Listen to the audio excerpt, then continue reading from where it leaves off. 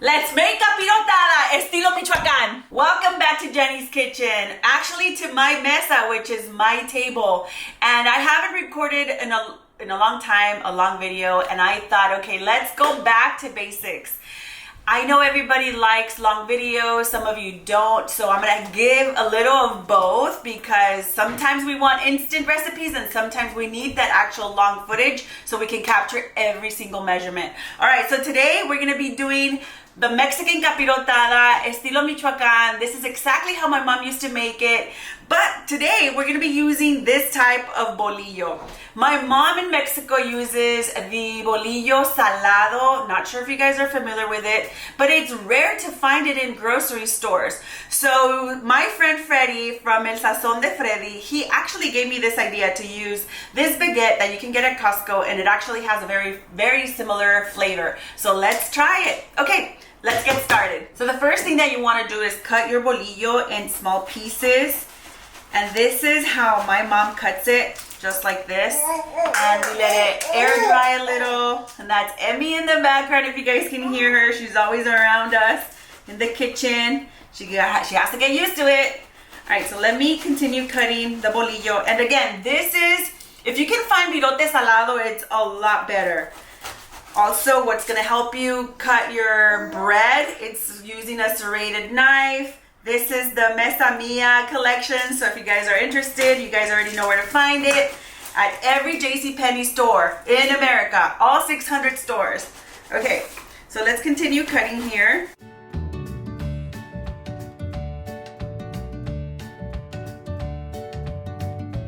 All right, but before I start cutting the rest of the bolillo, let's put the little syrup to cook because you need like 30 minutes or so till you get that nice syrup. Es la mielecita que mi mamá hace. Now, come over here. So first of all, you want a saucepan. We're gonna add 4 cups of water. You hear that nice sizzle? You wanna make sure it's nice and hot. And these are the ingredients, which is piloncillo. This is like brown sugar. And roughly here, this right here, the little pieces is equivalent to 2 of the big cones. Just a half of a tomato, and I'm gonna be using half of a cinnamon stick, and 4 of whole cloves, some onion, which is a quarter of a white onion, and 3 of the whole peppers. Why 3? That's what my mom uses, and I follow her recipe religiously because it just tastes so good.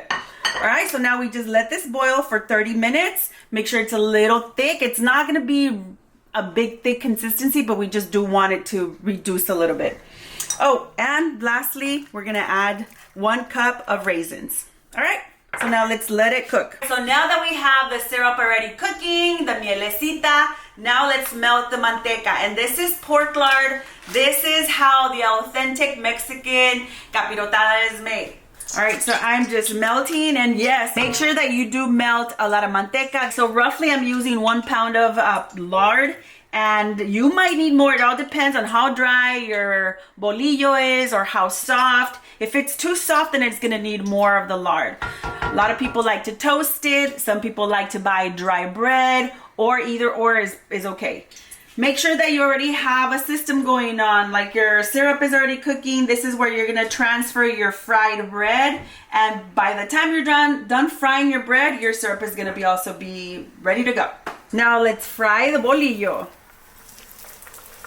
We're roughly gonna let that fry for a minute or 2, depending again on the bolillo that you're using. So let's check this one. This is not even a minute, and you see how it still needs some time. All right, so make sure that you get every little angle just to make sure that we're frying everything, and it's also slow frying. Do not scorch it, do not burn the bread because it will burn easily. Okay, let's check on this one. You see how golden brown is getting? Okay, we're gonna let it sit there for another 30 seconds. All right, this is the color that I like. Now I'm just gonna be flipping them around. Again, this is bolillo that we are frying, and make sure that you don't burn it. So this one needs a little more time. I'll flip it later. Okay, this one still needs time. All right, I'm just gonna let these guys sit for a little bit on the other side. Just like that. So roughly it's 2 minutes per side, and we're just gonna drain as much as manteca that we can, and then we're gonna transfer it over here. All right. So now let's just make sure that we fry the entire bolillos. So now let's just finish frying the rest of the bread. La capirotada, which is Mexican pudding bread, is very traditional during Lent, para la Cuaresma. And this is something that we like to serve para Viernes Santo. Usually it's on Friday, like Good Friday. And I don't know, my mom would always make it for us. And it's very simple. We don't like to add tons of candy. This is the way that my grandma taught my mom, and that's how we like it. As you can see, the manteca was perfect ratios for this amount. We're just getting it out. Now, let's dip them into the syrup. The syrup has been already boiling for 30 minutes. We're gonna turn it off. And as you can see, it did reduce a little bit. That is exactly what we want. But most important, we wanna create a layer on the pot with some tortillas. And we're gonna dip them into the mielecita, the honey. And then we're just gonna make a bed like this before we add the bread. All right, so now let's make sure that we don't have any exposed pan because we don't want the bread to stick to it. I cut one tortilla in half because I want to make sure that I don't have exposed pot. All right, so now let's do our first layer of our capirotada. We're gonna dip it in the miel and we're gonna start layering it on the pot. Make sure it's really good, nicely soaked, because we want all those flavors in the bread.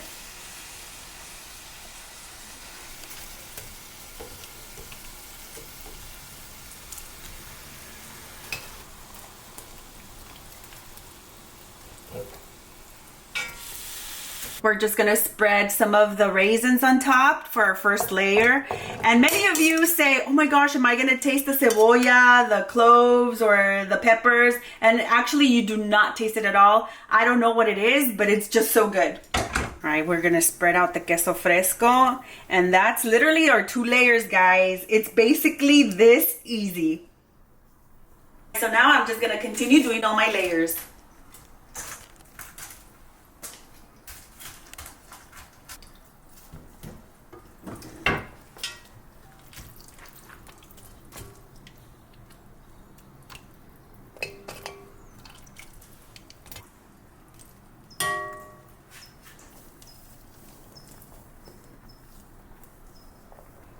Now let's remove the onion and the tomato. All it's left is the honey, the raisins, and the cinnamon. And now we just want to sprinkle it all over.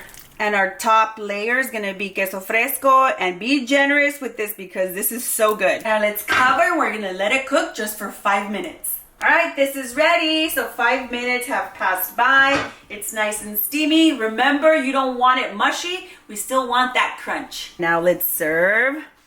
Look how pretty. You see how the queso fresco really doesn't melt, but it has that beautiful melt effect just a little bit, and that's what we're looking for. All right, let's eat. Y listo! Now let's enjoy. Again, this is how my mom makes it in Estilo Michoacán. That's how my grandma taught her, and this is now how I'm passing this tradition down to my kids. You can add candies, you can add peanuts. We don't, but you can most definitely do so. And let's enjoy. All right, again, this is how I like it. It's nice and soft, but yet we still have that crispiness to it. And let's cut it. Let me see. Oh my goodness, I'm so excited to try it. In the beginning, I never thought I was going to be able to replicate my mom's recipes. As a little girl, I thought it was just too overwhelming or too hard, and it's just not hard at all. All right, so I want some of that cheese, some of that, the raisins. Now let's try. Oh my God. This is so good. Con un cafecito, con un vasito de lechita. So good. Can you guys hear the crunch? That's how I love it. Nice and soft in the middle, the crunch on the side, and it's amazingly good. Ok, me lo voy a acabar todo. Beautiful! So don't forget to follow me. Go to Happy Bellies by Jenny on my Instagram or Jenny Martinez on TikTok. And go ahead and give me that subscribe so I can make more recipes in the full length. Bye!